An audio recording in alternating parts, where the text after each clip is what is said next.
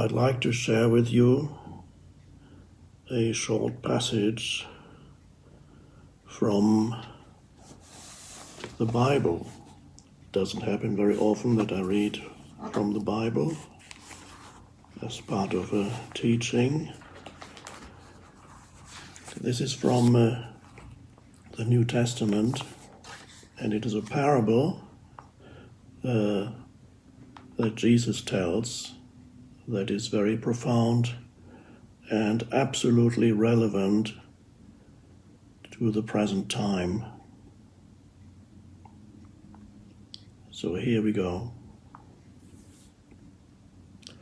Everyone who listens to these words of mine and does them will be like a man building a house, who dug deep and laid the foundation on the rock.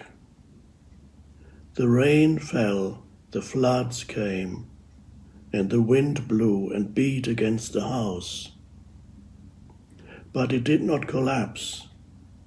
It had been set solidly on rock. And everyone who listens to these words of mine but does not do them will be like a fool who built his house on sand.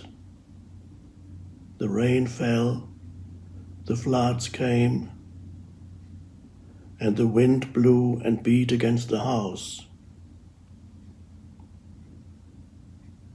And it collapsed and was completely ruined.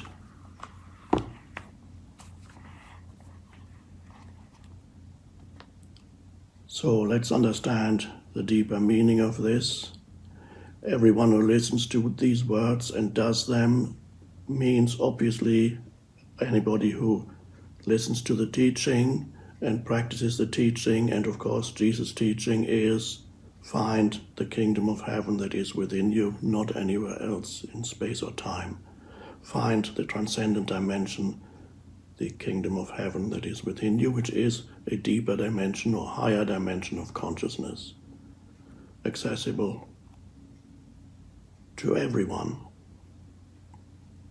And the man that's building the house is you. The house is you.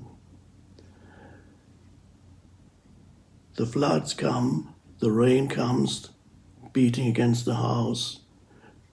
Of course, obviously means some form of adversity you encounter, as you inevitably will in your life. Some form of fairly extreme adversity, whether it's in a personal level or, as we're experiencing now, on a collective level.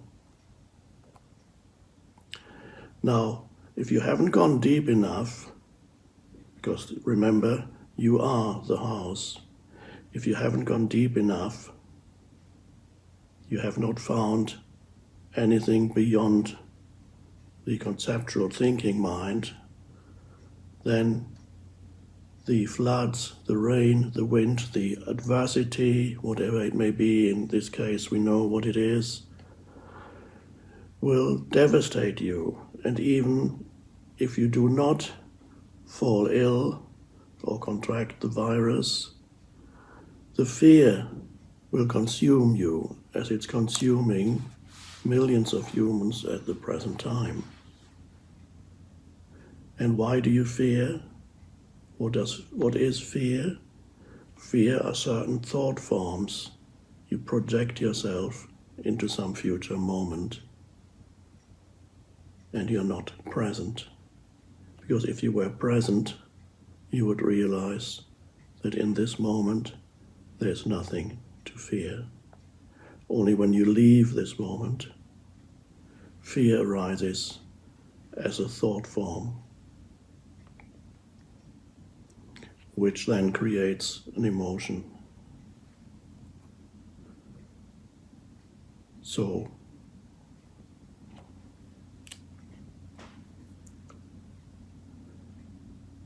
what does it mean then to dig deep and to find the foundation on the rock? What is that rock? The foundation for the house that you are that house.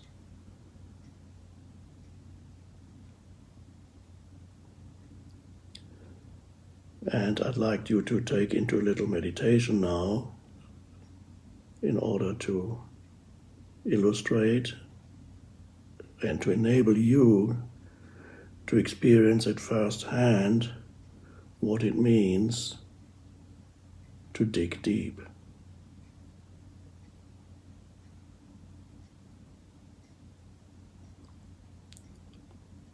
For a moment, just become aware that you're breathing.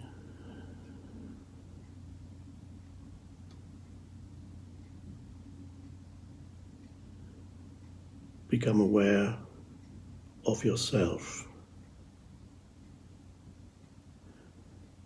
Not the conceptual self, not become aware of your personal history, or become aware of some imagined future moment, but become aware of yourself as the conscious presence, a field of conscious presence. And thinking does not help you there. Thinking is an obstacle. So you go deeper than thinking,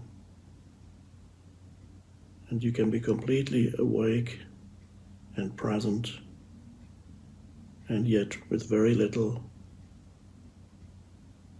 mind activity.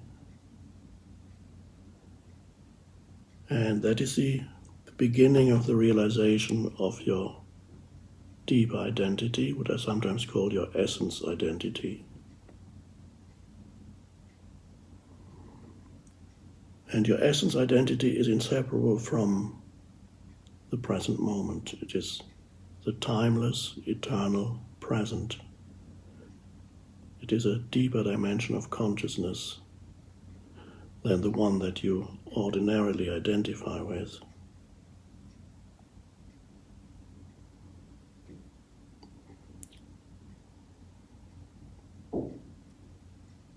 And that is the meaning of digging deep and finding that unshakable foundation that is deep within you, within everyone. Adversity is a wonderful opportunity because adversity forces you to go deeper. Adversity forces you to awaken to the deeper dimension of who you are. Why does adversity force you? Because life becomes almost unbearable when you live only on the surface of sense perceptions and your conceptual mind, and then you listen to the newscasts, and you read all kinds of things, and everybody's in a state of fear. That is the house built on the sand, that when the floods come, the wind comes, the storms come, the house collapses, meaning, since you are the house in this parable, you are devastated, in a state of extreme anxiety, extreme suffering, although nothing actually has happened yet, unless you contract a disease, and this is something we'll talk about next time, right? Is the house, your house, the house that you are you living on the surface? Is your house built on sand, or are you able to dig and find the foundation within yourself that frees you from fear?